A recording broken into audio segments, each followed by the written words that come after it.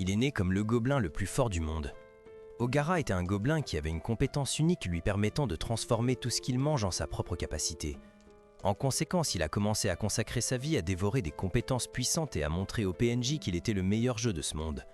L'histoire commence avec un loser pathétique qui a été poignardé par une femme stalker dangereuse. Soudain, la femme stalker a activé sa capacité unique pour recouvrir son couteau d'éclairs. En conséquence, Tomokui a senti qu'il perdait connaissance et était sûr qu'il était mort. Au moment suivant, il s'est réveillé brièvement et s'est demandé pourquoi il n'était pas mort. Il a vu un monstre vert et laid devant lui qui le nourrissait de verre. Ensuite, il s'est endormi à nouveau et le lendemain, il s'est retrouvé entouré de nombreux bébés verts et laids. Il a réalisé qu'après sa mort, il avait été réincarné en un gobelin laid. Le troisième jour, Gobora a appris que les gobelins grandissent très vite. Il a alors regardé la grotte où il vivait et a testé ses compétences en tant que gobelin. Après avoir exploré la grotte, les gobelins ont reçu leur dernier repas et ont appris qu'ils étaient désormais responsables de leur propre approvisionnement en nourriture. Quelques instants plus tard, Goboro est sorti de la grotte et a regardé autour de lui. Il a réalisé que dans ce monde, il existait des monstres et des plantes au look étrange qu'il n'avait jamais vus auparavant. Gobkishi, le plus grand des gobelins nés, l'a suivi et était excité à l'idée de quitter la grotte. Goburo s'est présenté à lui et a décidé de former une équipe avec Gobkishi. Ensuite, ils sont entrés dans la forêt et ont découvert un lapin à une corne. Gobkishi a commencé à poursuivre le lapin et l'a chassé vers Goburo. Au bon moment, Goburo a sauté d'un arbre et a tué leur proie. Gobkishi avait prévu de manger le lapin, mais Goburo l'a arrêté et a frappé son coéquipier. Il était une menace et a montré à Gobkishi qu'il était le meilleur jet de leur équipe. Quelques heures plus tard, Gobkishi s'est réveillé à nouveau et Goburo a partagé la viande de lapin avec son ami. Le lendemain, Goburo a utilisé la même stratégie pour tuer un lapin à cornes, mais cette fois, il a utilisé sa nouvelle arme. Son plan était brillant et il a réalisé qu'il entendait une voix étrange dans sa tête. Pendant le déjeuner, il a compris qu'il avait encore sa compétence unique appelée Absorption. Il était sûr que son talon faisait de lui le gobelin le plus fort de ce monde, et il pouvait déjà sentir son aura atteindre 10 000. Ensuite, il a testé sa nouvelle capacité et il cuisina. Gubukichi était impressionné par son ami, et Goburo avait hâte de dévorer des monstres plus puissants. Le 6e jour, Gomi apprit que Goburo a été capable de chasser des lapins à cornes. Elle tomba immédiatement amoureuse de Goburo et commença à l'admirer. Ainsi, Goburo décida de l'inviter à chasser avec son équipe le lendemain. Malheureusement, il pleuvait le lendemain et il reporta la chasse à un autre jour. Il regarda autour de la grotte et découvrit un groupe de femmes humaines kidnappées dans le stockage. Goburo fut choqué par cette découverte et essaya de se distraire en fabriquant des armes. Soudain, Gubji, le gobelin qu'il avait élevé, apparut. Il avait appris le système de niveau de ce monde de son grand-père, et Goburo réalisa que Gubji donnait toujours aux gobelins des noms ridicules. De plus, il apprit que son grand-père était déjà au niveau 86. Suite à cela, Gobliki expliqua qu'un gobelin peut atteindre une nouvelle forme au niveau 100 et évoluer comme un Pokémon. Goburo fut surpris par cela et se demanda s'il était en train d'évoluer en Pikachu. Le lendemain, nous voyons Goburo chasser à nouveau, et il combattit les monstres corps à corps avec Gobliki, tandis que Goblimi agissait en tant que soutien. Il cuisinait et Goburo réussit à attraper beaucoup de nouveaux monstres. Ensuite, ils commencèrent à manger les monstres, et Goblimi était heureuse de ne plus avoir à manger de la nourriture indienne. Gobkichi ne comprenait pas ce qu'elle avait contre la cuisine indienne, car il adore la cuisine indienne. Pendant ce temps, Goburo réalisa qu'en dévorant la tête d'un serpent, il avait appris à utiliser le poison. Il en était heureux et prévoyait d'acquérir des compétences plus puissantes dans les jours suivants. Goburo avait l'intention de tester leur nouvel équipement avec son équipe, et ils sont entrés dans une grotte. Soudain, ils furent poursuivis par des chauves-souris, qui étaient probablement la réincarnation de Batman. Goburo se tenait derrière son ami et commença une contre-attaque. Il utilisa son œil maléfique contre elle et réussit à devenir le tueur de Batman. Quelques instants plus tard, il mangea la chair de la chauve-souris et apprit d'autres compétences telles que l'écholocation. Soudain, nous voyons des gobelins qui avaient observé le groupe de Gaburo en mangeant les chauves-souris. La nuit suivante, les gobelins se rassemblèrent autour de Gaburo. Il avait activé une capacité et réussi à empêcher l'attaque des 6 gobelins. Il mit les attaquants hors de combat et utilisa accidentellement trop de poison sur un gobelin. Par la suite, il prévoyait d'épargner le reste, mais Gobmi apparut derrière lui et il comprit qu'elle était une menace. Au jour 13, ils découvrirent un orc qui était plus laid que Shrek. Gobmi lança une pierre sur le monstre et Gobkishi lança son attaque. Malheureusement, il a été repoussé, mais Gobma a réussi à casser la main de l'orc. Ensuite, Gobkichi s'est levé et a réussi à pousser l'orc au sol. Soudainement, le Top G Gogburo a mis fin au combat et n'a montré aucune pitié à l'ennemi. Par la suite, il a mangé l'orque pour apprendre de nouvelles compétences et a suggéré de ramener le reste de leur proie chez eux. Il partagea sa nourriture avec les autres gobelins qui étaient très reconnaissants. Puis Goboro s'endormit. Mais pendant la nuit, il vit une multitude d'écritures dans sa tête. La raison en était qu'il avait eu la chance d'évoluer. Le lendemain matin, il découvrit qu'il n'était plus un gobelin de pré-évolution et réalisa qu'il était devenu un gobelin Charizard. Gobara fut surpris par cela et remarqua qu'il commençait à ressembler à ce qu'il était avant sa réincarnation dans ce monde. Ensuite, son ami Gobkishi se réveilla, et il avait également évolué. Gobli était heureux qu'ils aient évolué, et Gobji était choqué qu'il soit devenu si fort, même s'il n'avait pas encore un mois. Soudain, Gobkishi voulut tester ses nouveaux pouvoirs, et défia son meilleur ami en combat.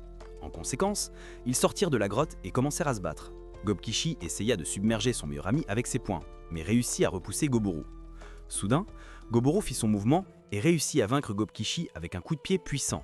Gobkishi comprit qu'il avait perdu et fut impressionné par Goboro. Après la fin du combat, Goboro entendit des monstres à proximité et sut que le danger approchait. Il savait que Gobmi se cachait derrière un arbre et lui demanda de prendre l'arbalète qu'il avait construite. Ensuite, nous voyons des Pokémon sauvages qui étaient apparus dans l'herbe haute. Les loups chassaient des lapins et les dévoraient brutalement. Soudain, il découvrit le mari de Madame Piggy, qui essayait d'échapper aux Pokémon sauvages car il n'avait pas encore reçu de Pokémon de départ du professeur Oak. En conséquence, l'orque fut mangé et Guburo profita de l'occasion pour attaquer. Il ordonna à Gubemi de tirer sur le chef de la meute qui était blessé et confus après l'attaque. Après que le chef fut blessé, Guburo et Gobkishi attaquèrent les loups restants.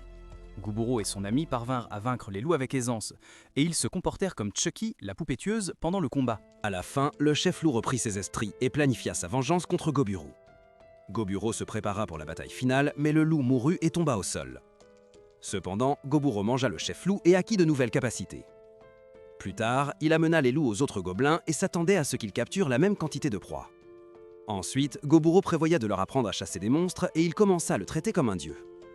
Goburo dit qu'il n'avait pas besoin de le remercier car ils étaient camarades et une famille. À ce moment-là, tout le monde commença à le célébrer et il devint le chef gobelin.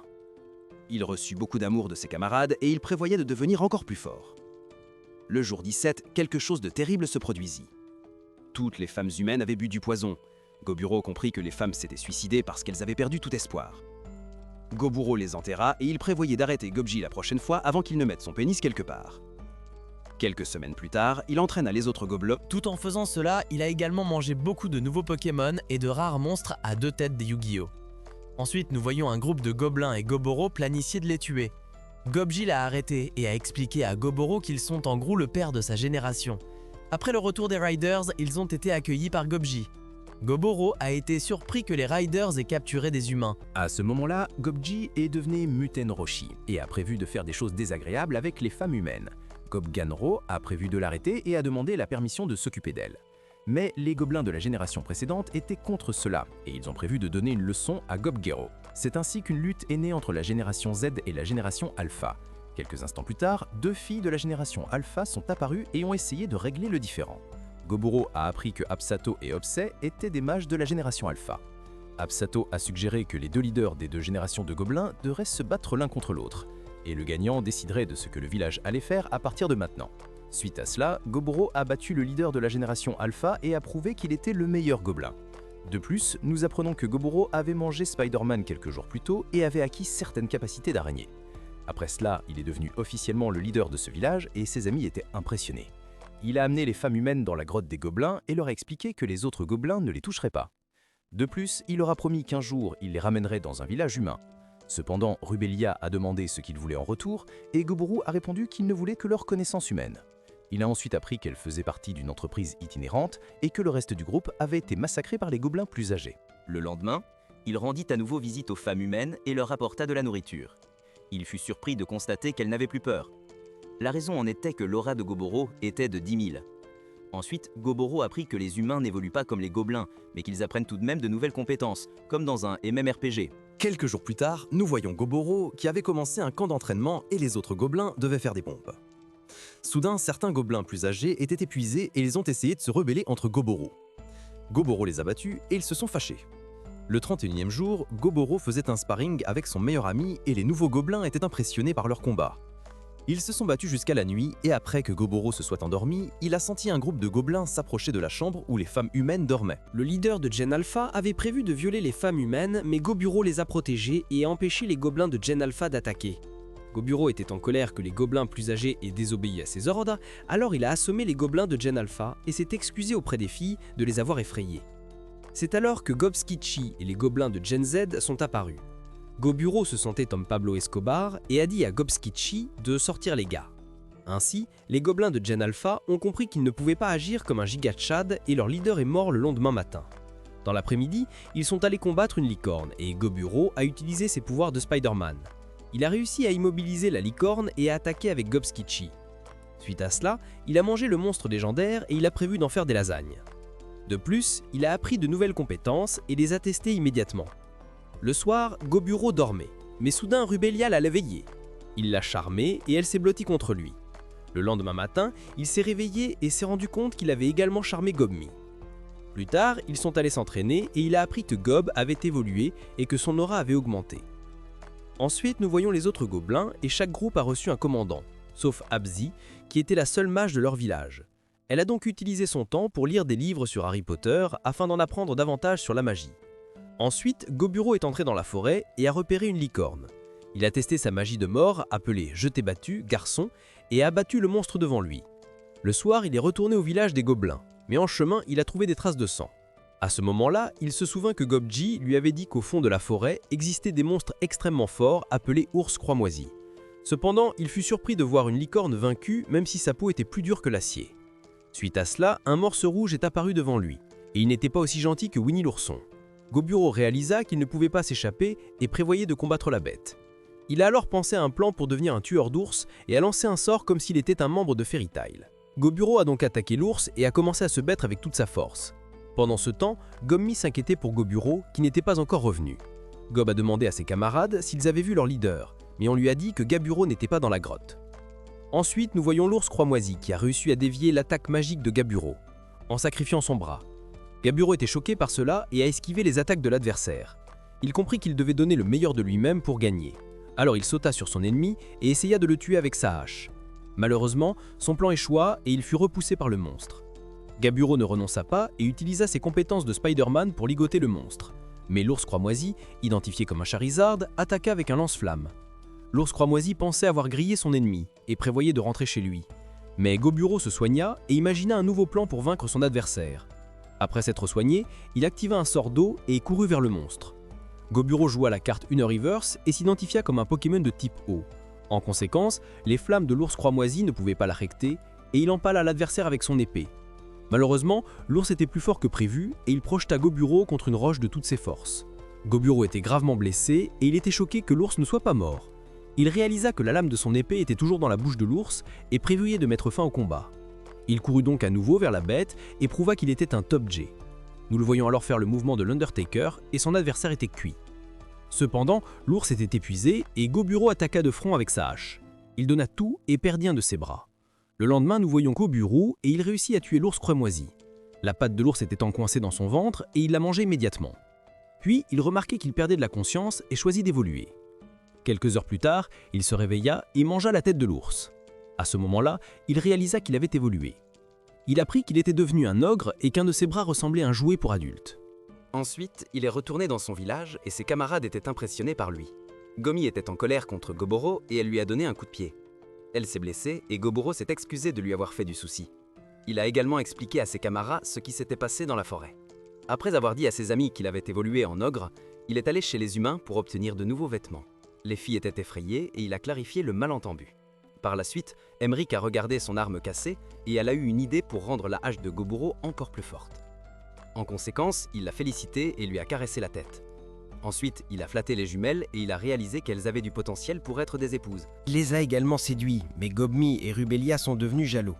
Plus tard, il a rendu visite à leur alchimiste et Spinel a essayé de copier le Slurp Juice de Fortnite. Elle lui a dit qu'elle avait besoin du skin de Travis Scott pour créer des potions de bouclier. Cependant, Goburo a promis de lui acheter tous les skins dont elle avait besoin et il l'a également séduite. Ainsi, Broski est devenu le mage d'Iseka et a créé un REM avec 6 femmes différentes. Au jour 36, Goburo s'entraînait avec son ami, mais il a failli tuer son meilleur ami et certains de ses camarades. Gobkichi se comportait étrangement et il est sorti de la grotte. Dans l'après-midi, nous voyons ses camarades qui poursuivaient leur hobby. Ensuite, Goburo a prévu de créer des vêtements off-white dans ce monde. Puis il s'est inquiété pour son meilleur ami et Apsi a répondu qu'il ne devait pas agir comme une petite fille. Au jour 37, Gobik est apparue et elle portait un cabancule blessé. Alors Gaburo a utilisé ses pouvoirs de guérison et s'est occupé d'elle. Quelques heures plus tard, le carbancule sauvé s'est réveillé et elle s'est demandé où elle était. Returner s'est présenté et Gaburo a appris qu'elle était chassée par des humains parce qu'ils convoitaient la pierre précieuse sur sa tête. Soudain, elle a demandé de l'aide à Gaburo pour chasser les aventuriers et lui a raconté une histoire sur un magicien légendaire nommé Velvet. Gaburo a appris que Returner protégeait le trésor de son maître, mais son noyau avait été blessé lors de l'attaque des aventuriers. Il a alors appris que Returner allait mourir bientôt et qu'elle voulait donner le trésor à Gaburo. À ce moment-là, il s'est demandé si c'était le trésor de Gold Roger, le One Piece, et a prévu de l'aider à le récupérer. Cependant, Goburo et ses amis ont décidé de trouver le trésor le même jour et il a demandé à sa troisième amante si elle avait terminé l'arme qu'il avait demandé. Emery a sorti un couteau à beurre de son sac et l'a remis à Gaburo. Suite à cela, il a expliqué à ses amantes qu'il n'avait pas l'intention de tuer les aventuriers et qu'il allait juste leur donner une leçon. Quelques instants plus tard, ils sont arrivés au repère de Velvet pour trouver le One Piece. En le cherchant, il a rencontré les aventuriers qui avaient attaqué Returner. Il méprisait Gaburo et pensait qu'il était faible. Soudain, un gars qui avait activé un sort d'invisibilité a essayé de l'attaquer, mais l'attaque de l'ennemi a échoué.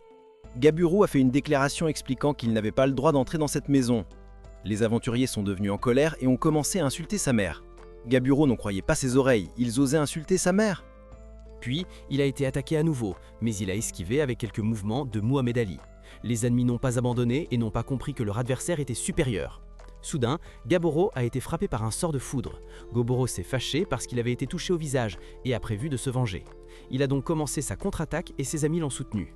Il a également sorti son couteau à beurre tout puissant et a préparé des sandwichs au beurre de cacahuète et à la gelée. Après avoir vaincu les aventuriers, il a mangé un sac magique et a appris la compétence boîte d'objets.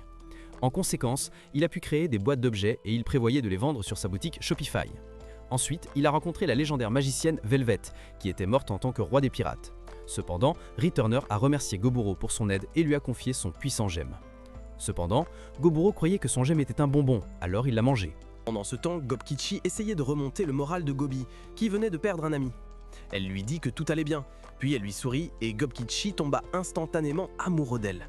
Par la suite, Goburo emporta le trésor de Velvet avec lui et se rendit compte que ce n'était pas le One Piece. Il fut déçu et brûla le corps du légendaire magicien Velvet. Après cela, il trouva un bras prosthétique magique qui le transforma en Transformers. Ses amis furent surpris par sa nouvelle armée. Ils pouvaient faire beaucoup de choses malicieuses avec. Ensuite, ils retournèrent dans leur village et profitèrent de l'alcool qu'il avait trouvé. Ensuite, il apporta les nouveaux matériaux à Emery et elle lui forgea une nouvelle arme. Il en était heureux. Et non seulement Gaburo obtint une nouvelle arme, mais aussi ses camarades. Dans l'après-midi, ils combattirent des monstres et testèrent leurs nouvelles armes. Au jour 40, Gaburo réalisa que certains gobelins de bas niveau avaient évolué. À cause de cela, il eut l'idée de former une compagnie de mercenaires. Dans les matins suivants, il est allé vaincre une araignée dorée, et il prévoyait de devenir un homme araignée doré. De plus, il a découvert un Pokémon légendaire et l'a vaincu avec facilité. Puis, plusieurs jours passèrent, et il trouva quelques filles OnlyFans dans la forêt. Il se souvint que Gubji lui avait dit que les dryades sont toujours en chaleur. Soudain, une dryade apparut et essaya de séduire leur Ismaster. Il savait comment utiliser les armes d'une femme et a séduit Gabura avec ses cuisses musclées. À ce moment-là, Broski est devenu un Super Saiyan et il réalisait un film Dragon Ball Z. Il jouait avec elle et son aura était à 30 000. En conséquence, il est devenu son proxénète et a obtenu le titre de manager OnlyFans. Sur le chemin du retour, il est tombé sur un lac, mais des hommes lézards l'ont entouré. Goburo a utilisé ses compétences de Top J Isekai et a tué les monstres. Après s'être lavé, il a été attaqué par un taureau. Il a donc décidé d'apporter du bœuf Wagyu à son village pour le dîner. Au jour 42, 2 gobelins ont évolué et ont pu utiliser la magie. À cause de cela, ils ont été transférés dans l'équipe de Hopsy et elle était excitée à ce sujet. Ensuite, il a appris à enchanter ses armes avec de la magie. Il a remarqué que l'une de ses filles ne semblait pas heureuse. Plus tard, Gobmi l'a également dévisagé et il a demandé conseil à ses amis. Ils n'ont pas pu l'aider et il a pensé que ses mamans étaient en pleine semaine des fraises. Il est donc allé voir Spinel, qui a expliqué à Gaburo que les filles étaient jalouses parce qu'il était devenu le souteneur d'une fille d'OnlyFans. Il a été surpris que les filles soient jalouses de la dryade et a finalement compris pourquoi ces filles étaient en colère contre lui. Ensuite, Spinel l'a embrassé sur la joue et elle prévoyait de séduire Goburo. Il était d'humeur à jouer à des jeux d'amour avec Spinel. Soudain, Gobsmi est apparu, ne pouvant pas croire qu'il voulait faire l'amour sans elle. Puis, ses autres maîtresses sont arrivées et elles voulaient aussi se joindre à la fête. Il a créé une salle privée et son ami agissait comme garde du corps pendant que Goburo profitait de son harem. Le lendemain matin, Goburo a senti un groupe se diriger vers leur village. Après être allé accueillir les intrus, il a repéré un groupe d'elfes qui le regardaient de haut. Les elfes voulaient que les gobelins soutiennent la guerre contre les humains qui étaient entrés dans la forêt. Ils ont offert de la nourriture en échange de l'aide de Goburo. Mais Goburo a refusé car il ne pouvait pas supporter l'attitude impolie des elfes.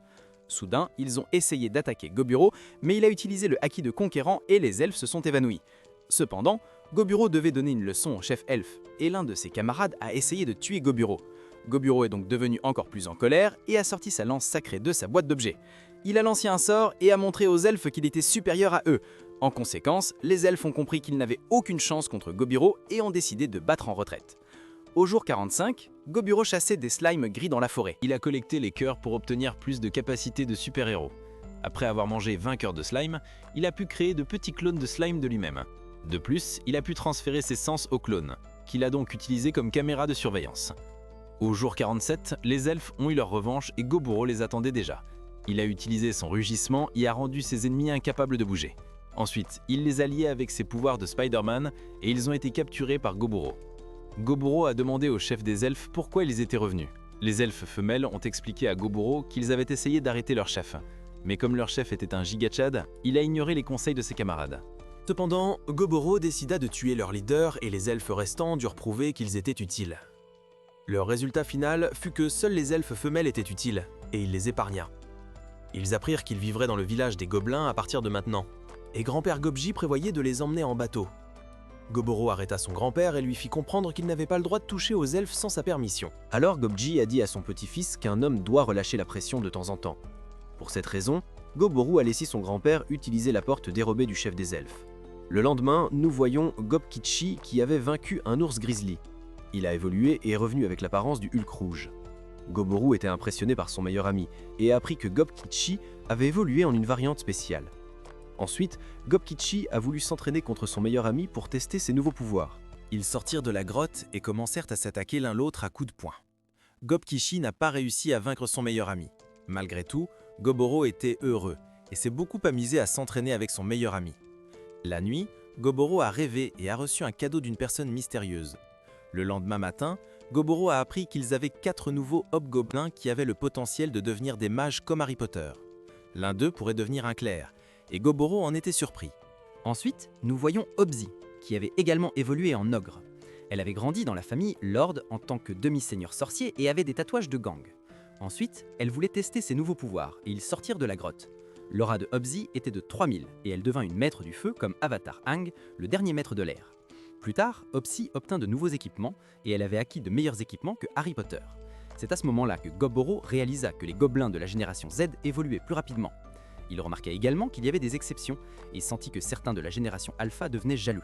Au jour 52, quelques gobelins de la génération Alpha ont prévu de quitter le village des gobelins.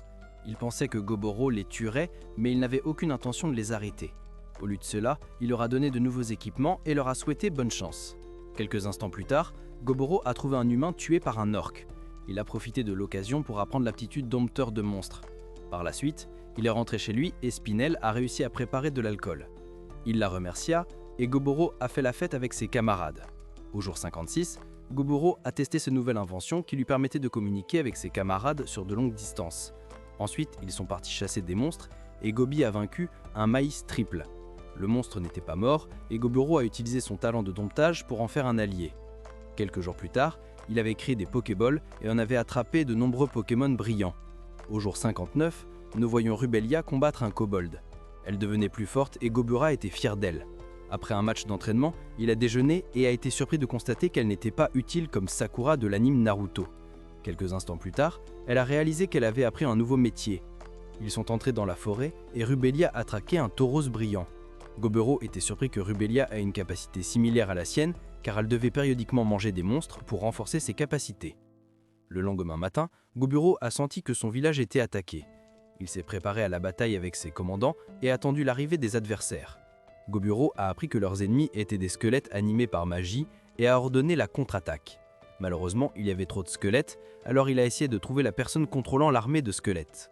Ensuite, nous voyons Upsado combattre quelques squelettes et elle a réalisé que les soldats ennemis étaient faibles. Cependant, Goburo avait déjà localisé l'ennemi avec son acquis d'observation et il a ordonné à ses camarades de détruire les squelettes avec toute leur force. Ils ont donc commencé à agir et se sont mis à cuisiner. Goburo n'a pas retenu ses coups et il a réussi à submerger les ennemis avec ses compétences Isekai surpuissantes. Il a combattu son chemin et a détruit le chef de l'armée de squelettes. De plus, il a dévoré la tête du chef et a appris de nouvelles compétences. Plus tard, les kobolds se sont excusés et Goburo a appris qu'ils étaient responsables sans le vouloir, car elles avaient creusé dans le repère d'un baron de la drogue pour voler des tonnes de marijuana pour Goburo. Goburo n'était pas en colère car elle savait qu'ils étaient des camarades loyaux et il les a pardonnés. Au jour 61, Goburo est allé chasser avec Gobkishi et ils ont découvert des soldats humains dans la forêt et ont décidé de les suivre. Quelques instants plus tard, Goburo a appris que les humains prévoyaient d'enlever la fille du chef elfe. Il a également appris qu'un traître parmi les elfes avait donné des informations aux soldats humains. Après le coucher du soleil, les elfes sont apparus et Goburo a été surpris par la beauté de la fille du chef. Soudain, les humains ont commencé à agir et ont tué les elfes. Ils ont ensuite essayé d'enlever leur cible. Mais Goburo est intervenu et s'est occupé des bandits. Le lendemain matin, Gaburo avait rassemblé des informations sur l'armée humaine et avait absorbé les compétences des soldats. Cependant, la fille du chef elfe s'est réveillée et à la pensée Goburo prévoyait de l'inviter à une fête de Pididi. Il a clarifié le malentendu et elle a appris que ses gardes avaient tous été tués. Goburo lui a expliqué qu'il n'avait pas à la sauver et lui a dit qu'il y avait un traître parmi eux. La fille elfe a commencé alors à pleurer.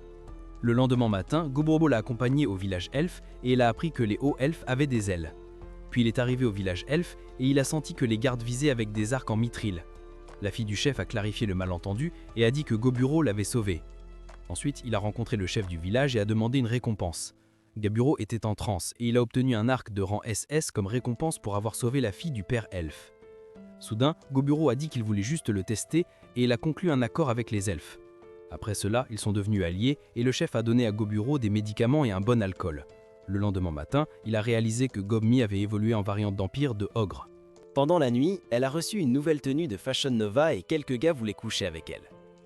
Goburo savait qu'il avait une compétence légendaire appelée Iri. Tout ce qui s'identifie comme féminin ne s'inquiétait pas de voir Gobami lui échapper.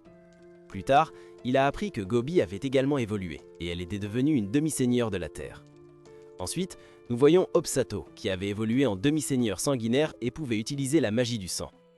Goburo a remarqué qu'ils avaient tous des tatouages de gang et il s'est demandé ce que cela signifiait. Pendant ce temps, Gobji était fier de ses petits-enfants et leur a donné de nouveaux noms. Quelques jours plus tard, Oguro se préparait à la guerre contre les humains. Il a produit de nouveaux AirPods, mais les elfes avaient un problème et il s'en est occupé. Ensuite, le camp d'entraînement a commencé à rendre les kobolds et les elfes plus forts. Oguro a créé des soldats squelettes et a dit à ses camarades de se battre contre eux. En conséquence, ils ont rapidement monté de niveau et Oguro en était heureux. Au jour 65, il s'est demandé s'il pouvait manger ses squelettes, mais son plan a échoué. Puis il a fait l'entraînement de One Punch Man avec ses camarades pour devenir plus fort. Au jour 66, on a demandé à Urzi de creuser un appartement pour les kobolds. Ensuite, il a prévu de capturer des Pokémon sauvages avec les kobolds.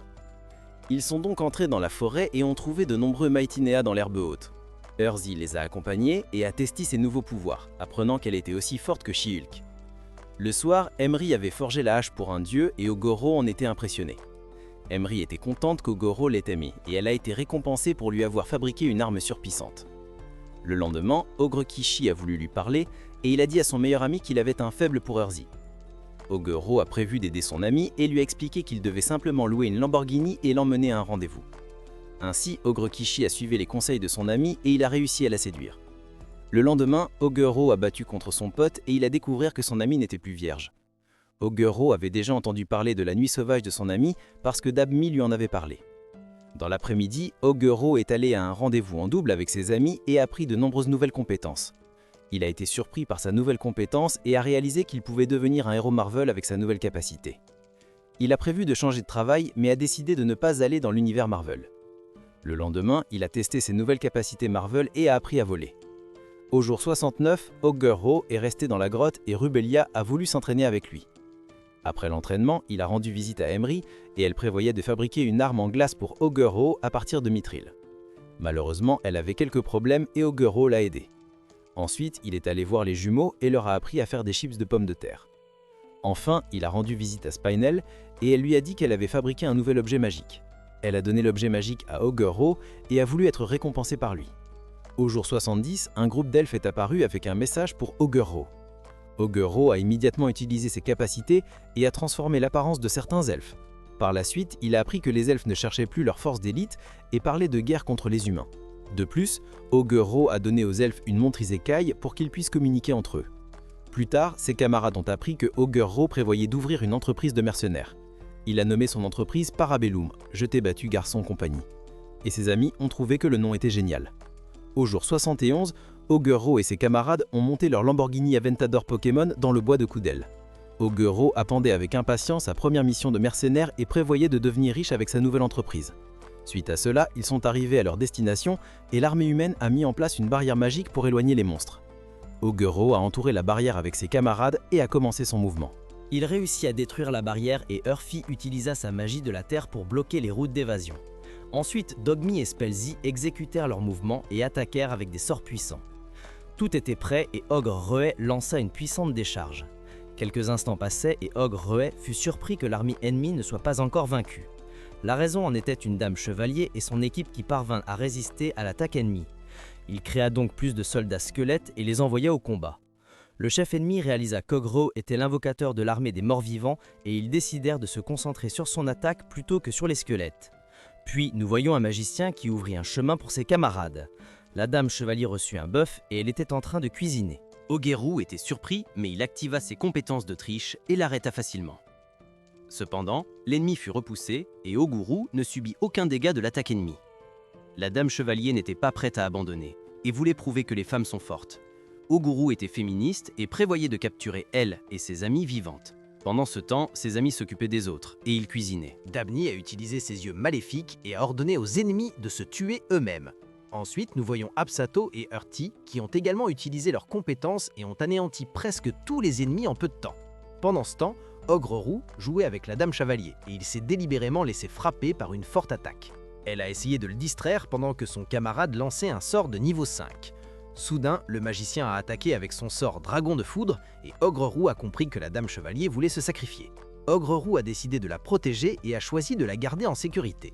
Au moment où il a été frappé par le sort, Ogre-Ro a activé plusieurs sorts de protection pour survivre à l'attaque de l'ennemi. Sato était impressionné par leur leader et l'équipe d'Ogre-Ro a remporté la bataille. Après la fin du combat, il a capturé la dame chevalier et a acquis de nouvelles compétences. Quelques jours plus tard, Daddy Elf a visité le village des gobelins et il était très heureux de la victoire. Il a remercié Ogre-Ro et ils ont apporté de délicieuses boissons. Ensuite, il a regardé les femmes humaines capturées et a compris que la potion aphrodisiaque avait fonctionné. Les deux filles étaient dans l'humeur des pics de glace, donc elles ont fait ce que seuls les fans font toujours. Cependant, les filles ont rejoint l'équipe d'Ogre-Ro et il a rassemblé de nouvelles informations sur la force principale des humains. Il a rapporté les nouvelles informations à Daddy Elf et a expliqué son prochain plan. Au jour 73, Ogre-Ro avait installé des pièges pour vaincre la force principale des humains. Puis l'armée ennemie est apparue et Ogre-Ro et ses camarades ont attendu le bon moment pour lancer leur embuscade. Quelques instants plus tard, Ogre-Ro a donné le signal pour commencer l'attaque et tout s'est déroulé selon son plan. En peu de temps, Dabney et quelques hobgoblins avaient anéanti la plupart de l'armée. Les soldats restants étaient choqués et le chef de troupe a ordonné à ses camarades de construire un mur. Ogre-Ro était surpris par leur stratégie et a ordonné à ses amis de continuer à attaquer. Les ennemis ont résisté à l'attaque de l'équipe d'Ogre-Ro, mais Ogre-Ro prévoyait de faire le prochain mouvement, alors il a ordonné à Ogre Kichi de prendre le commandant ennemi en otage. Quelques instants plus tard, nous voyons Ogre Kichi attaquer le commandant ennemi avec sa hache. L'adversaire a été repoussé, mais il s'est amusé à se battre contre un adversaire fort. Ogre Kichi s'amusait aussi et il souriait en combattant l'ennemi. Pendant ce temps, Ogre-Ro a réalisé que le commandant ennemi était utile et a prévu de le faire devenir son camarade. Après avoir capturé le commandant, ils ont vaincu les soldats restants et sont rentrés chez eux. À leur arrivée, Dabney voulait passer du temps avec son amoureux et Ogre-Ro a joué avec elle. Le jour 74, deux soldats se sont plaints de leur honte d'avoir été capturés par un ogre noir. Le gars aux cheveux rouges a dit qu'ils devraient se calmer et que l'ogre noir les avait toujours bien traités jusqu'à présent.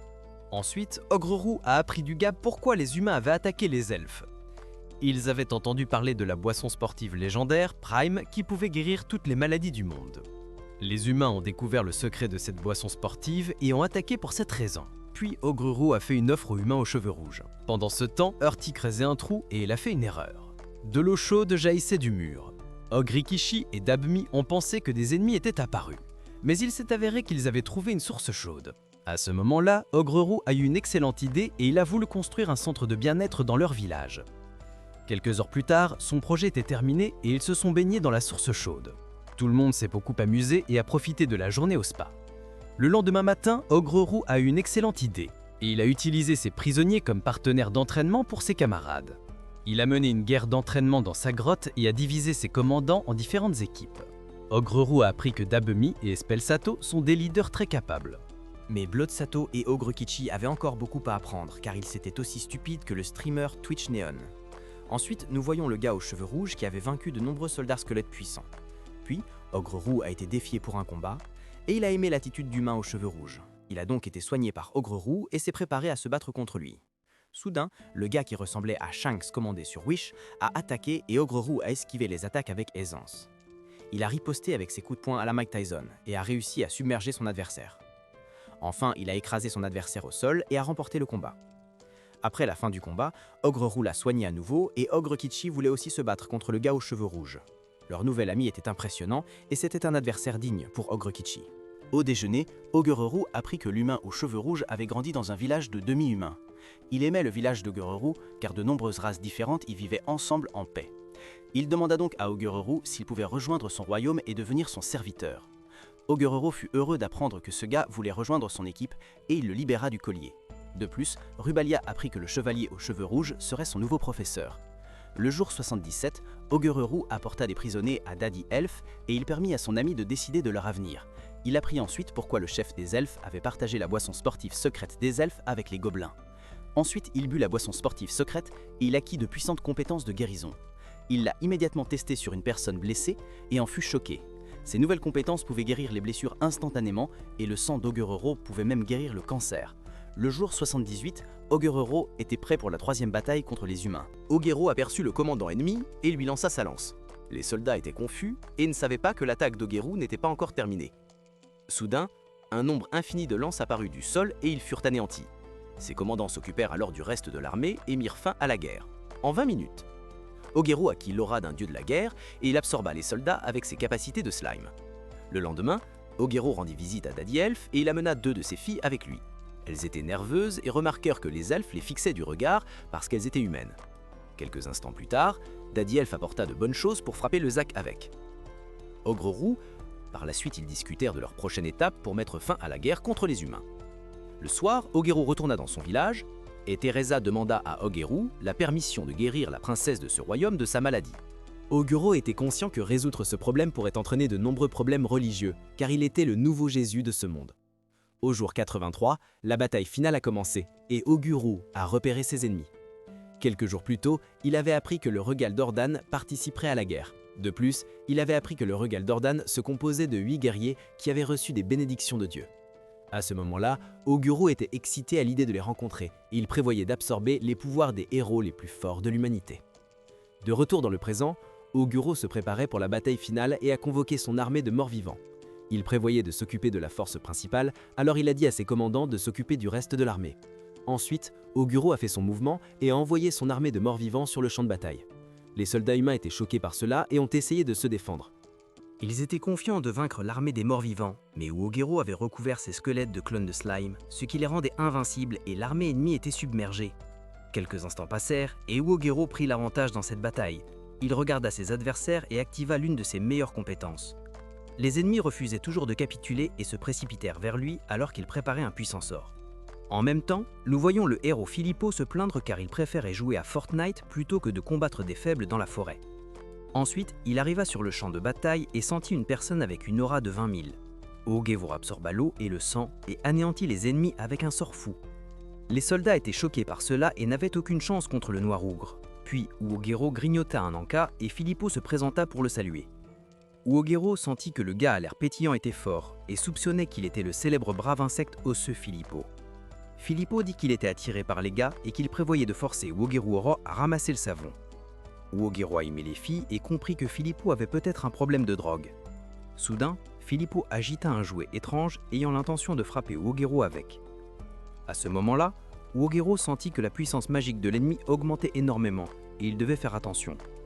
Ensuite, Filippo dit qu'il était aussi appelé le roi Hentai. Ensuite, il utilisa ses pouvoirs étranges pour transformer des soldats morts en zombies. Uogero fut surpris par les capacités de son ennemi.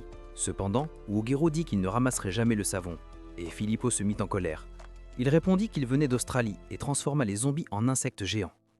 Uogero détestait l'Australie et son cauchemar d'être attaqué par des insectes géants devint réalité. Filippo pensa que Uogero avait été mangé par ses animaux de compagnie, mais il sous-estima son ennemi. Ainsi, Uogero se libéra et vainquit facilement les insectes. Filippo s'amusa beaucoup et recommença à agiter son jouet étrange. Ensuite, il utilisa sa baguette ressemblant à une aubergine pour ordonner à ses insectes de continuer la série d'attaques. Oguro esquiva les attaques avec aisance et Filippo lança un puissant sort. Cependant, il invoqua un énorme mille-pattes qui avait l'intention de manger les œufs d'Ogoro comme des chips Lay's.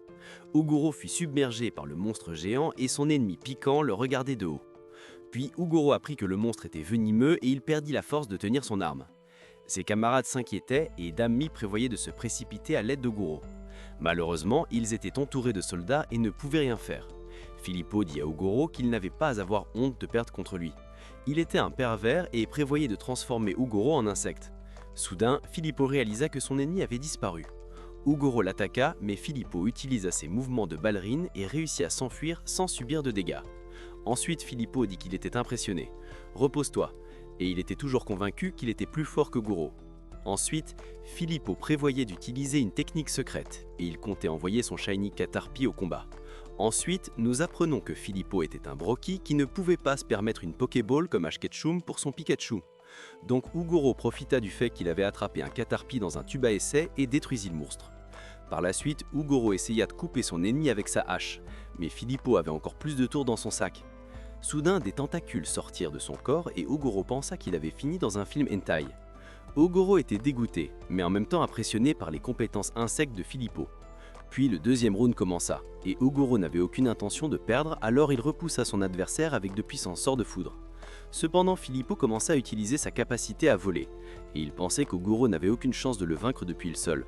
À ce moment-là, Ogoro révéla qu'il pouvait aussi se transformer en insecte et avait la capacité de voler également. Il activa sa capacité d'exosquelette et devint un héros de Marvel. En conséquence, Ogoro devint Exoman et il vola vers Filippo pour le frapper. Filippo essaya d'arrêter Ogoro avec ses étranges tentacules, mais il se fit cuire et Ogoro écrasa son ennemi au sol. Ensuite, nous voyons les commandants de Goro qui avaient vaincu leurs ennemis. Dammi eut un mauvais pressentiment et vola vers son petit ami. Pendant ce temps, Ogoro prévoyait de terminer le combat et d'absorber les capacités insectoïdes de Filippo, mais son ennemi a décidé de s'enfuir. Après la fin du combat, Damnée est apparue et elle était heureuse que rien ne soit arrivé à son amoureux. Plus tard, Ogoro envoya un clone dans la forêt et il rendit visite au prochain empereur des humains. Il s'est approché discrètement comme un ninja et a dit au prince qu'il voulait mettre fin à la guerre. Cependant, il a donné à une dame chevalier le médicament de première hydratation et elle en a été choquée. Avant que le clone d'Oguro ne parte, il a montré son véritable pouvoir pour avertir les humains. En conséquence, il a mis fin à la guerre et l'armée royale s'est retirée.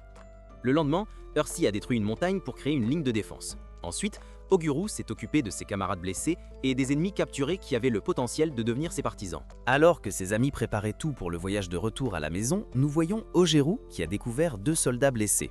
Les soldats pensaient qu'ils allaient mourir, mais Ogeru n'avait pas l'intention de les tuer, alors il les a soignés et a laissé les 2 soldats rentrer chez eux. Avant de quitter le champ de bataille, Ogeru et ses amis ont enterré leurs camarades tombés. Ogeru et ses amis étaient très tristes et ils souhaitaient que leurs camarades reposent en paix. Au jour 86, Ogeru s'est réveillé et a réalisé que Hopfu avait évolué en une fille Shiny OnlyFans qui appartenait à la rue. Ensuite, il a découvert que Obji avait évolué en un demi-saint seigneur. De plus, il avait gagné des capacités intéressantes et pouvait créer un bouclier protecteur. Après cela, il était un peu inquiet pour sa sœur Hopfu car elle était devenue une goule après avoir mangé des zombies qu'il avait créés avec de la magie noire.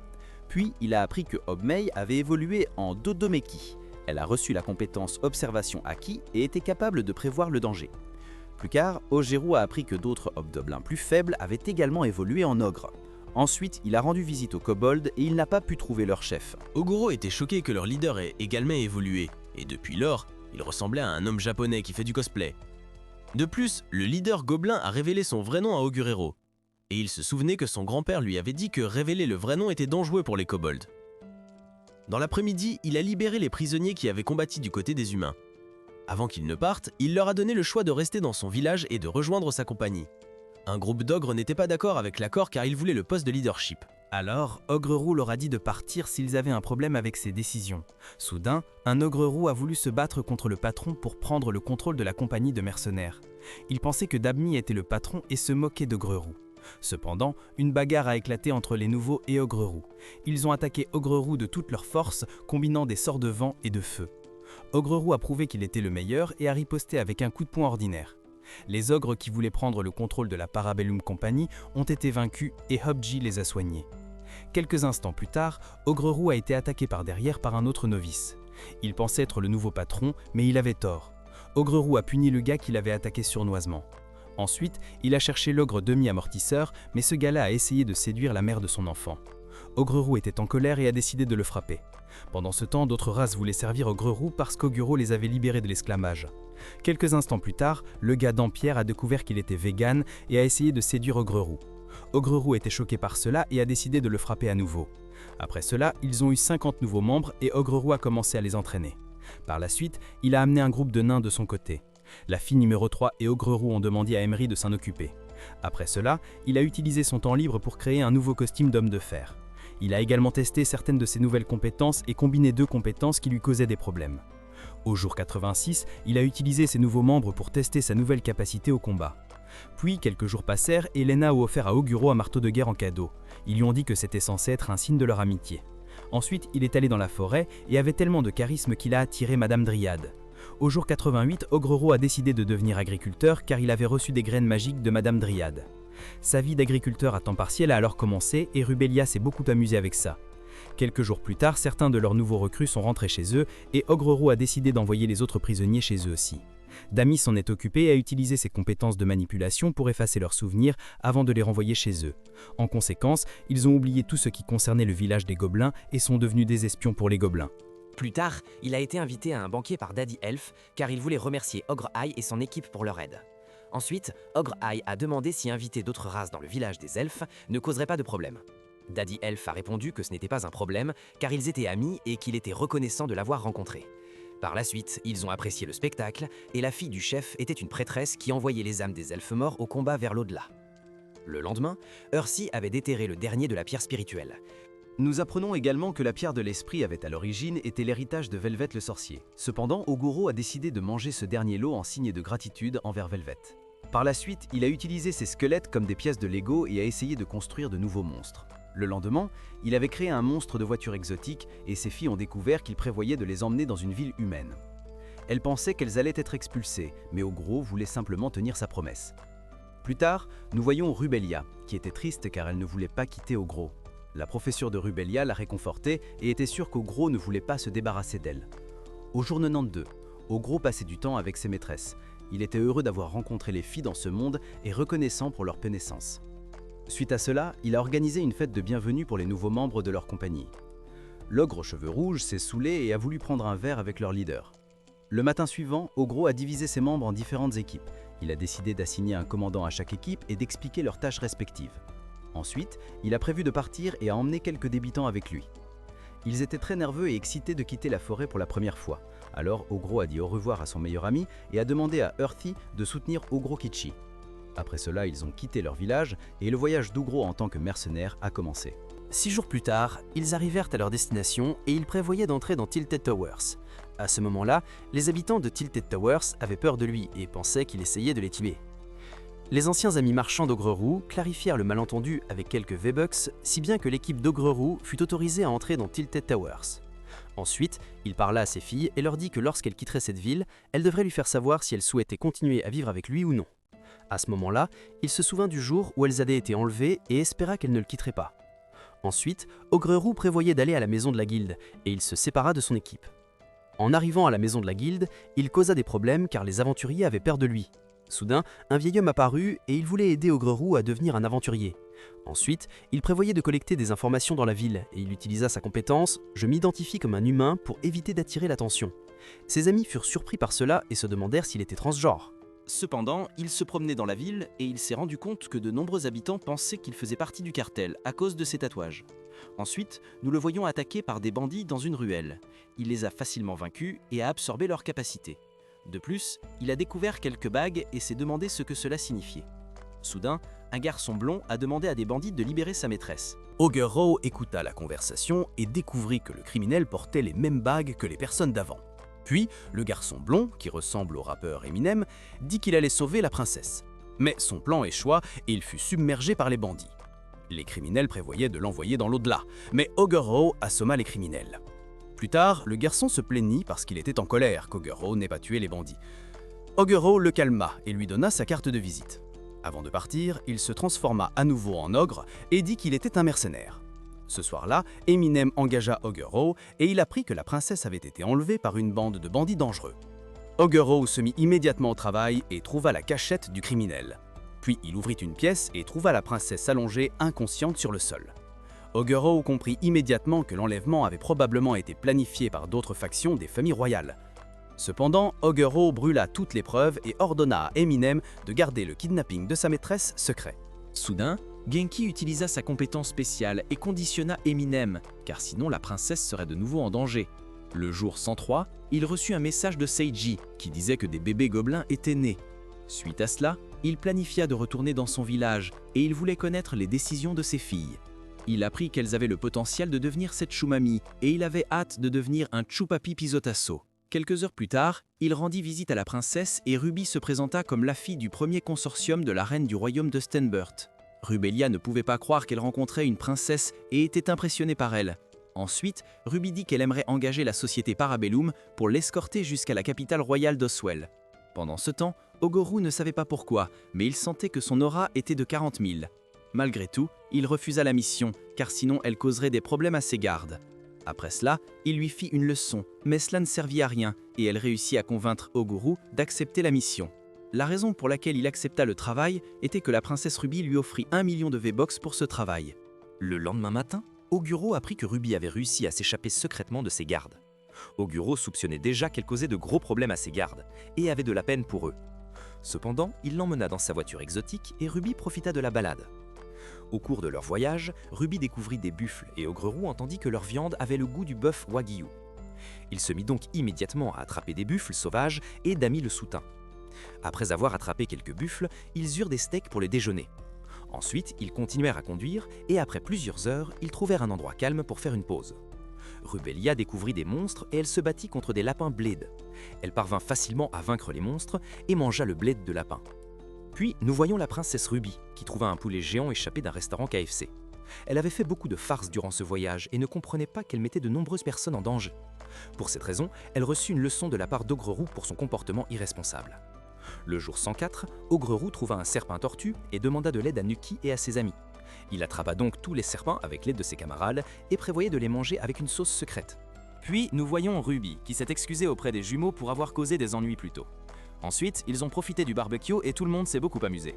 Plus tard, ils ont continué leur voyage et Oguro a réalisé que la princesse Ruby était très curieuse du monde.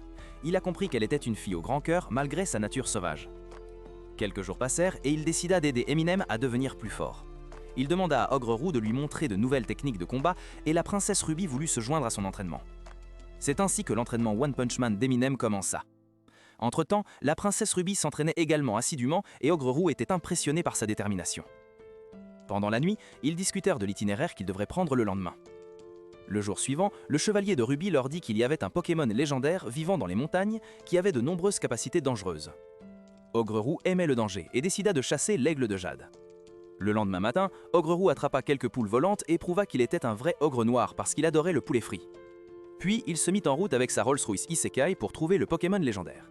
Ses filles avaient peur et se cachèrent dans la carriole. Pendant ce temps, Oguro pensait qu'il ne pouvait pas mourir parce qu'il avait travaillé comme caméraman dans sa vie précédente. Quelques instants plus tard, l'aigle de jade vola devant lui et il prévoyait de le vaincre avec les mouvements qu'il avait appris de Monsieur Miyagi. Neki s'inquiétait pour son patron, mais Dotemi était sûr qu'Ogengu gagnerait contre le Pokémon légendaire. Soudain, tout ce qu'ils entendirent fut le silence et ils regardèrent hors de la voiture. Ils découvrirent un bras coupé et en furent choqués. Puis ils virent Ogengru qui était encore en vie et faisait face au Pokémon légendaire. Oguro jouait trop et il avait également perdu une jambe en combattant l'aigle de jade. Soudain, l'aigle de jade tenta de le vaincre avec sa vitesse et Oguro mangea son propre bras. Il avait auparavant mangé Piccolo de Dragon Ball et avait acquis la capacité de régénérer ses membres. De plus, il activa son armure d'homme de fer et utilisa ses yeux Sharingan qu'il avait volés à Itachi pour hypnotiser le monstre. En conséquence, l'aigle de jade ne pouvait plus bouger, et Oguro écrasa l'aigle avec une attaque puissante. Oguro gagna le combat et ses amis furent choqués par ses pouvoirs. Par la suite, Oguro trouva une pierre de lame dans l'oiseau géant. Il en fut surpris et son niveau de charisme augmenta en tenant la pierre de lame. Ensuite, il fit griller la viande de l'oiseau et apprit de nombreuses nouvelles compétences dans le processus. Après avoir mangé, il a pu évoluer comme un Digimon grâce à ses nouvelles capacités. Soudain, la princesse Ruby demande pourquoi il dévore toutes les créatures qu'il a tuées. On lui avait déjà posé cette question et sa réponse n'avait pas changé depuis. Il a répondu que chaque vie est précieuse et qu'il est de son devoir de les manger car cela le rend plus fort.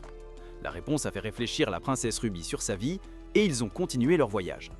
Quelques jours plus tard, ils sont arrivés dans un petit village. Les villageois étaient choqués de voir un ogre noir et pensaient qu'Ogrero était un ennemi. À ce moment-là, Ruby a utilisé sa compétence Black Lives Matter et a prouvé aux villageois qu'elle appartenait à la famille royale. Elle avait sauvé Oguro d'une agression par la police et était heureuse d'avoir pu aider. Ensuite, ils ont visité les chutes du Niagara et tout le monde a été impressionné. Ensuite, Ruby jouait dans l'eau et elle a mis Dee en colère. Dari voulait se venger de Ruby et a essayé de l'attraper. Le soir, les filles ont visité une source chaude et ont profité de l'eau chaude. Puis, la princesse Ruby a réalisé que Rubelia avait un corps très plat et elle a été moquée par la princesse. Plus tard, Oguro a invité les villageois à un festin. Ils ont partagé de l'alcool et ont profité de la belle nuit. Soudain, un gars a peloté le derrière épais de Dami et Oguro l'a arrêté avant qu'elle ne tue l'homme. Ils ont célébré toute la nuit et Oguro a pris une collation de minuit à la fin. Le lendemain, ils continuèrent leur voyage et Oguro voulut faire savoir à ses amis qu'ils avaient encore besoin de quelques jours pour atteindre leur destination. Soudain, il réalisa qu'Alma et Felicia avaient l'air un peu pâles. Les jumelles pensaient qu'elles étaient simplement épuisées et Oguro ne s'en épiétait pas trop. Au jour 111, Oguro entendit quelqu'un crier et il s'arrêta immédiatement. Il a appris que 2 de ses filles étaient enceintes et qu'il allait bientôt devenir père. Il a donc immédiatement appelé son grand-père et prévu de rentrer au village. Mais Gubji lui expliquait qu'il n'avait pas le temps pour ça, car les enfants ogres ont besoin de beaucoup de nutrition et grandissent très vite. Ensuite, nous voyons Felicia et Alma qui étaient complètement épuisés parce que les bébés dans leur corps puisaient toute leur force. La princesse Ruby était triste parce qu'elle ne pouvait rien faire pour les jumeaux. Pendant ce temps, Oguro était inquiet, alors les jumeaux leur ont dit que tout irait bien. Le lendemain matin, Spinel a réalisé que les jumeaux allaient mourir s'ils ne faisaient rien.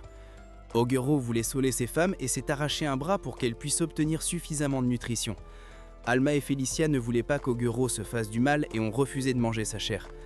Soudain, Oguro s'est identifié comme une mère oiseau et a forcé ses filles à manger son bras. Quelques instants plus tard, ils trouvèrent une grotte, mais des ours grizzly dangereux y vivaient.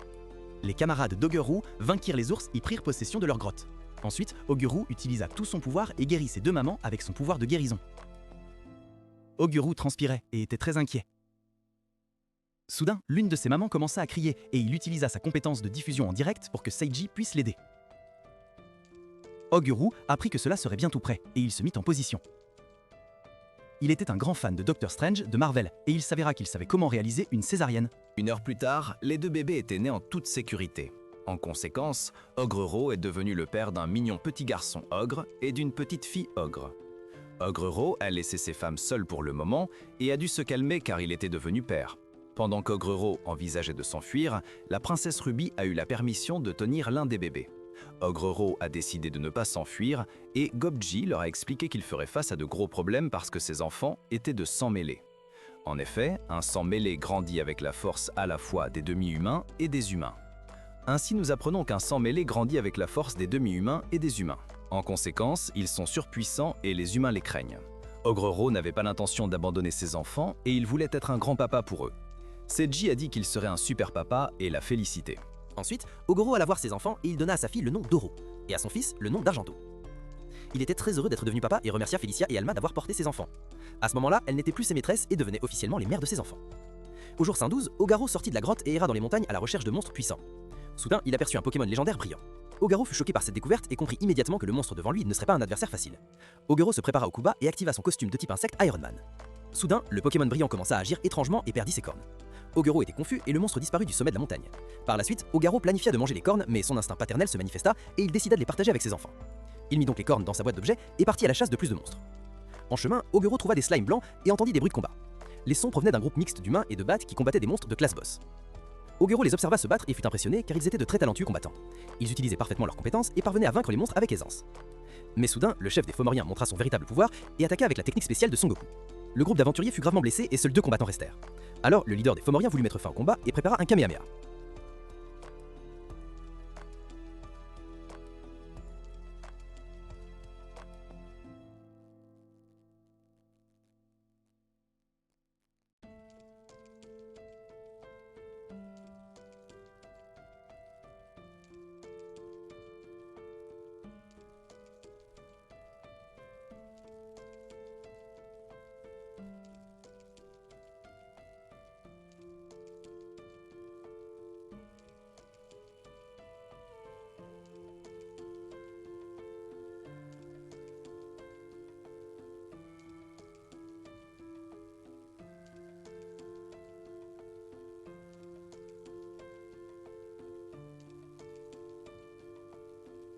Le leader du groupe avait l'intention de protéger ses amis avec ses dernières forces. Cependant, Ogeru sentit que le leader pourrait devenir un Super Saiyan un jour, et il décida de les épargner.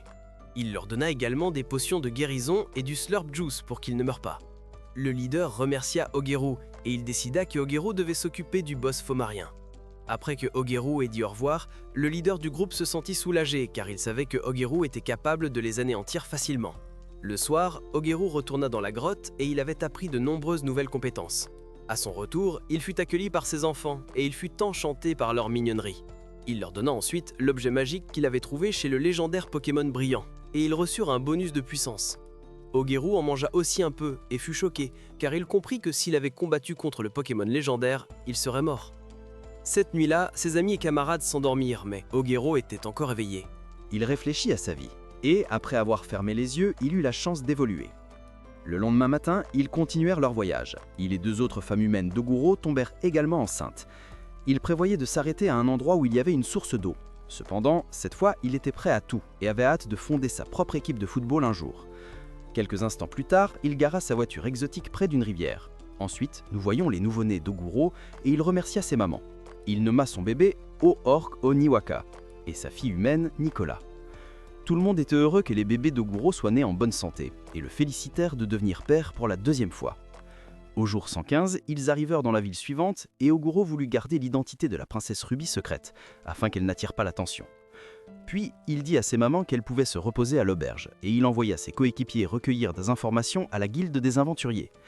Mais Nikki voulait se détendre un peu. Soudain, Oguro lui expliqua qu'il n'était pas en position de refuser les ordres d'Atobjet. Ils ont donc visité la guilde des aventuriers et Rubelia a appris que la guilde dispose d'une salle d'entraînement. Pendant ce temps, les aventuriers ont remarqué à quel point l'ogre Ro était fort et ils voulaient s'entraîner avec lui. À ce moment-là, Oguro a eu une excellente idée et a envoyé ses camarades dans une battle royale. Il a également promis de récompenser les aventuriers qui parviendraient à vaincre Nikki et son équipe. Cependant, ils étaient très excités et la Battle Royale a commencé. Date était un peu triste car elle n'était pas autorisée à participer à la Battle Royale. Quelques instants plus tard, Genki a crié de joie, réalisant qu'il était devenu plus fort. Plus tard, il est allé faire du shopping avec Dobmi et a découvert un appareil photo Canon. Le vendeur lui a dit que c'était le dernier modèle et Oguro l'a acheté. Il est immédiatement rentré chez lui et a pris beaucoup de photos de ses adorables enfants. Pendant la nuit, il a pensé à leur voyage vers la capitale royale et espérait rencontrer de forts adversaires.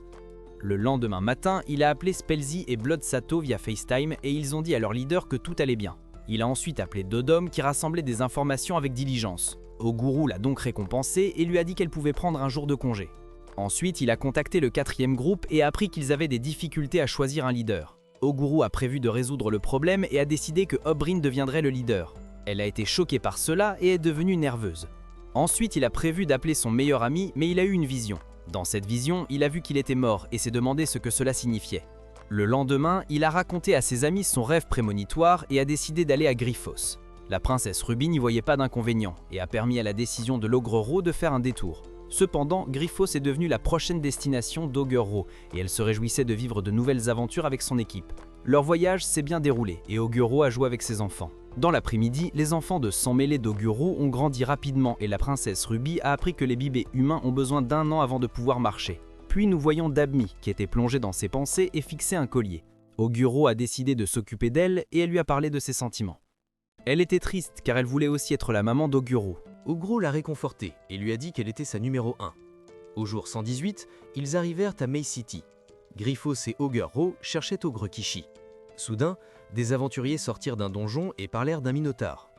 Ogro se souvint que le maire lui avait dit que ses amis étaient également entrés dans le donjon. De retour au présent, Oguro entendit des bruits forts. Cependant, Ogre Kishi et Ursi sortirent du donjon, et ils avaient aussi évolué. Oguro fut surpris par cela et était heureux pour son meilleur ami. Après cela, il leur demanda des nouvelles concernant celui qui était sur le point de le tuer. Ursi lui expliqua qu'ils avaient rencontré un monstre dans le donjon capable de se transformer en lui. Ce monstre avait battu Ogre Kishi et il avait perdu le combat. À ce moment-là, Ogre Kishi commença à évoluer et il devint un minotaure. Après avoir évolué, il réussit à vaincre le monstre et c'était la raison pour laquelle Oguro se voyait mourir. Oguro était soulagé et dit qu'ils devraient déjeuner ensemble.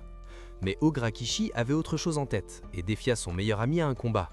Quelques instants plus tard, les deux se tenaient dans une arène et la princesse Ruby se demanda pourquoi Oguro voulait se battre contre son meilleur ami. Dammi lui expliqua qu'Oguro et Ogre Kishi étaient meilleurs amis et rivaux en même temps. Tout le monde regardait avec excitation et Oguro voulait voir à quel point son meilleur ami était devenu fort. Ogre Kishi dit à Oguro de ne pas se retenir et il prévoyait d'attaquer avec ses compétences les plus puissantes. Puis le combat commença et Oguro était excité de se battre contre son meilleur ami. Ils libérèrent leur pleine puissance et commencèrent tous deux leur attaque, provoquant un choc de deux énergies puissantes. Oguro était émerveillé qu'Ogre Kishi puisse résister à son attaque et réalisa que la puissance d'Ogre Kishi avait considérablement augmenté. Soudain, Ogre Kishi se lança vers lui, mais Oguro utilise son taki d'observation pour anticiper l'attaque. En conséquence, il réussit à esquiver à temps et ses amis furent émerveillés. La bataille était intense et Ogre Kishi se préparait immédiatement à la prochaine attaque. Pendant ce temps, Ogre activa sa capacité régénérative pour guérir son œil. Ogre Kishi se jeta à nouveau sur lui et Oguro s'amusa beaucoup. Après que son œil est guéri, il courut vers Ogre Kishi et ils croisèrent à nouveau leurs lames. Soudain, Ogre joua sa carte Uno Reverse et tenta de submerger Ogre Kishi avec deux puissants sorts. Ogre Kishi réagit par une contre-attaque et lança une Pokéball d'où émergea un Tauros. Ogre fut surpris par cela et tenta d'arrêter le sort étrange, puis il utilisa une compétence unique et des flammes noires d'Amaterasu jaillirent de son dos. Ogre a reçu un coup de pouce et a réussi à projeter son ami dans les airs. Après qu'Ogre Kishi soit tombé au sol, il a attaqué son ami avec une série d'attaques de lance. Il n'a laissé à Ogre Kishi aucun temps pour riposter et a montré qu'il était supérieur. Ogre Kishi est devenu en colère et n'avait pas l'intention de perdre face à son meilleur ami. À ce moment-là, il a réussi à créer des flammes qui bloquaient la vue d'Ogre. Ogre Kishi a sauté dans les airs et Ogre a pensé un nouveau plan. Cependant, il a attaqué Ogre Kishi avec de la magie terrestre, mais Ogre Kishi a utilisé son bouclier comme une planche de surf. Ensuite, il a essayé de préparer une contre-attaque et a libéré toute sa puissance. Ogre a réalisé que ses amis et sa famille étaient en danger et a résisté à l'attaque. Ensuite, Ogre Kishi a provoqué un énorme incendie et tout le monde en a été choqué. Quelques instants plus tard, Ogre Kishi a réalisé qu'il avait perdu le contrôle de ses attaques. Ogre était en colère et a sermonné son ami. De plus, il était très déçu qu'Ogre Kishi ait lancé une attaque aussi dangereuse sans faire attention à son environnement. Ensuite, Ogre a utilisé ses yeux de diable pour immobiliser Ogre Kishi. Il s'est ensuite transformé en Super Sanizukai et a attaqué son meilleur ami sous cette forme. Le jour 121, Ogre est arrivé à la capitale royale d'Oswell. Puis nous voyons quelques jours plus tôt et apprenons qu'Oguro avait gagné contre son rival. Ensuite, ils se sont dit au revoir et ont continué vers Oswell. Cependant, Oguro était impressionné par la capitale royale et la princesse Ruby avait hâte de lui montrer sa maison. Quelques instants plus tard, ils se tenaient devant un palais et pensaient que la famille royale vivait dans ce palais. Ils avaient tort et ont appris que la princesse Ruby était une enfant riche et que sa famille possédait plusieurs palais. Soudain, la princesse Ruby remercia Oguro pour ses services et l'invita lui et ses amis à passer la nuit dans son château. En conséquence, Oguro et ses amis ont découvert la vie d'un enfant riche et ils ont adoré. Pendant la nuit, Spinel se réveilla parce que le lit était trop moelleux pour dormir. En même temps, les jumeaux n'arrivaient pas à dormir non plus, mais ses enfants n'avaient aucun problème à s'endormir. Le lendemain matin, la princesse Ruby prévoyait de donner une récompense à son nouvel ami. Alors, elle lui offrit une carte en or McDonald's afin qu'il puisse manger autant de Big Macs qu'il le souhaitait chaque jour sans avoir à payer. Oguro comprit la responsabilité qu'il avait maintenant et voulut refuser. Mais la princesse Ruby répondit qu'il méritait la carte en or McDonald's parce qu'il était un vrai objet. Elle était également sûre qu'il pourrait devenir le prochain John Wick et lui souhaita beaucoup de succès. Enfin, elle dit qu'elle l'embaucherait souvent et espérait qu'il accepterait ses demandes d'emploi. Dans l'après-midi, Eminem dit au revoir à Oguro et expliqua que la princesse Ruby était interdite de quitter son château. Puis, Oguro lui souhaita du succès pour devenir un grand chevalier, et ils rentrèrent chez eux. Avant de partir, il avait laissé quelques-uns de ses clones derrière lui dans la capitale royale. 2 jours plus tard, il remarqua que Dotmi semblait triste et il essaya de découvrir la raison de son mauvaise humeur. Il apprit qu'elle était au niveau 89 et qu'elle voulait aussi évoluer. Soudain, il proposa de l'aider afin qu'elle puisse devenir un Pikachu fort. Quelques instants plus tard, ils s'arrêtèrent et l'Ogrero utilisa de la magie noire pour créer de gigantesques ogres. Dabmi était motivée et se lança dans le combat. Elle ne retint pas ses efforts et donna tout pour monter rapidement en niveau.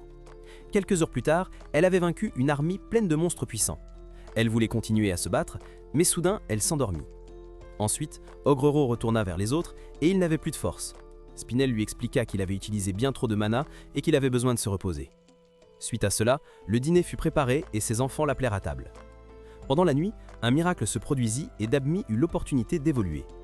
Le lendemain matin, Ogrero fut éveillé et il fut surpris de voir que Dabmi avait évolué en une variante noble de vampire. Elle avait un nouveau nom et s'appelait Ekaterina. De plus, elle était officiellement devenue Ogre Rossrock, la fille numéro 1, et elle en était heureuse. Au jour 126, ils sont enfin retournés dans la forêt où ils étaient nés et Ogre Ross était excité de voir leur grotte. Quelques instants plus tard, ils se tenaient devant leur grotte et étaient choqués par leur maison. La raison en était qu'elle était devenue un palais et était presque méconnaissable. Puis ses amis sont arrivés et ont salué leur patron. Ils lui ont dit qu'ils avaient regardé Selling Sunset sur Netflix et avaient eu l'idée de rénover leur grotte. Ensuite, Ogre Kitschy Earthy voulait faire visiter Ogre Ross. Il a appris qu'ils avaient maintenant une ferme et en était surpris. À ce moment-là, une dryade est apparue, ayant évolué et s'appelant Dorian. Il lui a ensuite été montré le ranch et il était heureux de rendre visite à son Pokémon préféré. Ensuite, il a découvert qu'ils avaient aussi de nouveaux résidents dans leur village. Ils avaient de nombreuses voitures et Ekaterina adorait leur nouvelle voiture. Au moment suivant, Seiji est apparu et il avait de mauvaises nouvelles. Ils ont appris que Gobji était sur le point de mourir et l'ont immédiatement visité. Ensuite, Ogre Ross a voulu présenter son grand-père à ses nouveaux membres de la famille. Cependant, il a surpris son grand-père avec de millions de petits bébés et Gobji était heureux d'avoir vu Ogre Ross devenir père avant sa mort. De plus, Gobji a appris que son petit-fils était récemment devenu un seigneur apôtre et s'appelait Aporos. Ses amis ont également reçu de nouveaux noms et ils en étaient contents. Après que Gobji ait entendu la nouvelle, il a pu mourir heureux. Et à la toute dernière seconde, il se souvint comment Aporo et ses amis étaient nés. Après cela, Seiji annonça à ses frères et sœurs que Gobji avait quitté ce monde. Quelques secondes plus tard, Aporo réalisa que son grand-père était un pervers jusqu'à la dernière minute de sa vie. Le lendemain matin, ils enterrèrent leur grand-père et tous les habitants assistèrent aux funérailles. Aporo voulait rendre un dernier hommage à son grand-père et souhaitait organiser une bataille royale. Tout le monde trouva l'idée géniale et les enfants d'Aporo voulaient participer à cet événement grandiose. Cependant, Aporo construisit une arène et leur expliqua les règles. Rubenia était prête à se battre contre son professeur et n'avait pas l'intention de perdre. Ensuite, nous voyons Akatarina combattre le sort de Sato. Tous deux commencèrent à préparer leur nouveau sort et à s'attaquer mutuellement avec. Ils cuisinèrent et provoquèrent d'énormes explosions. Pendant ce temps, Earthy a défié Bloodsato et ils ont également commencé à se battre. Do a activé ses pouvoirs et elle était nerveuse car elle n'avait aucune compétence en combat. Malgré cela, elle était toujours supérieure à Nikki. Puis nous voyons Hopfu qui a esquivé toutes les attaques comme Mohamed Ali. Quelques instants plus tard, nous voyons Aporo et Minyokishi qui prévoyaient de tester à nouveau leurs forces l'un contre l'autre. Soudain, Aporo se souvint des moments passés avec son meilleur ami quand ils étaient encore des gobelins. Il était déjà excité et Minokichi, comme toujours, n'avait pas l'intention de ménager son meilleur ami. Ainsi, les deux se jetèrent dans la bataille et se battirent de toutes leurs forces. Plusieurs heures passèrent et les vainqueurs du festival de combat furent annoncés. Aporo et ses commandants réussirent à décrocher les premières places. Tout le monde était épuisé après le tournoi de combat. Puis Alma et Felicia apportèrent le dîner pour célébrer la fin du combat. Les enfants d'Aporo étaient également épuisés et Aporo était très fier de l'empire qu'il avait construit. Il réalisa aussi qu'il avait presque atteint son objectif, d'être un top G dans ce monde. Quelques jours plus tard, il reçut un appel de la princesse Ruby. Elle avait appris que le nouveau nom d'Ogaru était Apuro et voulait l'engager pour un travail. Apuro accepta le poste et rassembla tous ses camarades. Ainsi, la société Parabellum se mit en route et Apuro prévoyait de devenir plus fort comme toujours.